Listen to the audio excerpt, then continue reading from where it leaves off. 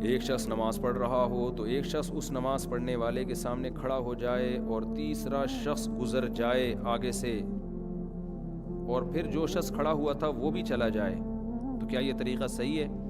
دیکھو، اگر ایک نماز پڑھ رہا ہے، ایک اس کے آگے آ کے کھڑا ہو جائے تو یہ سترے کے طور پہ اس کے آگے آ گیا ہے، تو اس کے آگے سے جو مرضی گزر جائے، لیکن اب یہ آگے سے گزر نہیں سکتا ایسے کر کے،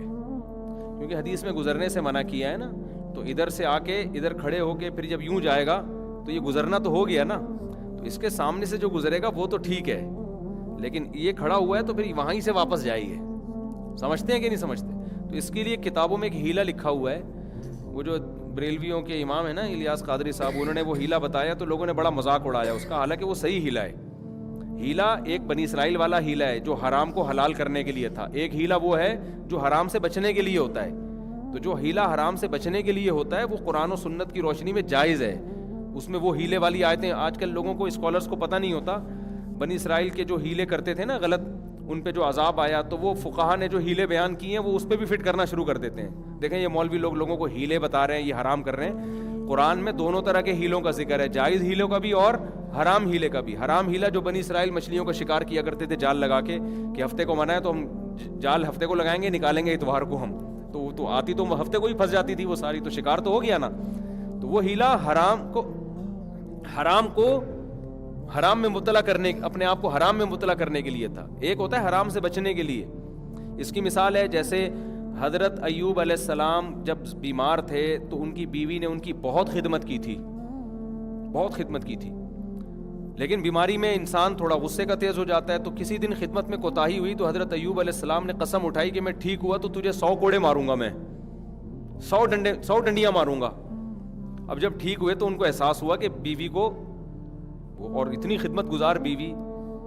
اور پھر پیغمبر کیسے 100 ڈنڈے مارے بھائی اس کو، اور پھر قسم بھی اٹھا لی، پیغمبر اپنی قسم کے بہت پابند ہوتے ہیں۔ تو اللہ میاں نے ہیلہ بتایا، خذ بیدک ضغثا، ایک جھاڑو لیں جس کے 100 تنکے ہو، تو ایک ہی دفعہ میں آپ یوں کر کے لگا دیں۔ تو بیوی کو بھی بتا دیا کہ بھئی ایک قسم پوری کرنے کے لیے جو ہے نا اتنا تو افورڈ کرنا چاہیے نا عورت کو، تو بس وہ 100 لگ جائیں گے تو قسم، تو یہ ہیلہ، یہ بھی تو ہیلہ ہے نا، لیکن یہ برائی سے بچنے کے لیے، یہ کس سے بچنے کے لیے؟ ظلم سے بچنے کے لیے۔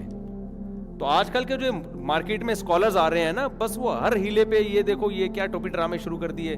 تو الیاس قادری صاحب نے ایک ہیلہ بتایا، وہ بالکل صحیح ہیلہ ہے۔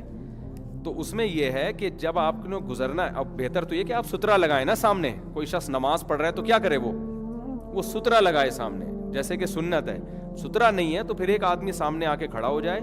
اور ایک آگے سے گزر جائے۔ تو نہ سامنے کھڑے ہونے کے ناجائز ہونے کی کوئی دلیل ہے، ہاں وہ جو کھڑا ہوا ہے سامنے وہ گزرے نہیں، پھر یہ وہ ہیلہ ہوگا جو حرام کو ایک گنجائش، کیونکہ گزرنا جس نے بھی ہوگا وہ آئے گا، ایک سیکنڈ کھڑا ہوگا پھر چلا جائے گا، تو وہ بات تو وہی ہو گئی نا۔ اب اس میں یہ ہے کہ ایک بندہ آ کے کھڑا ہو گیا سامنے، زید کھڑا ہو گیا، وسیم آگے سے زید کے آگے سے گزر گیا، اب زید واپس ہٹ جائے، اب جو وسیم وہاں سے گھوم کے گیا ہے نا وہ سامنے آ کے کھڑا ہو جائے، وہ اس طرف سے آگے کھڑا ہو جائے، اور زید وہاں سے اس کے سامنے سے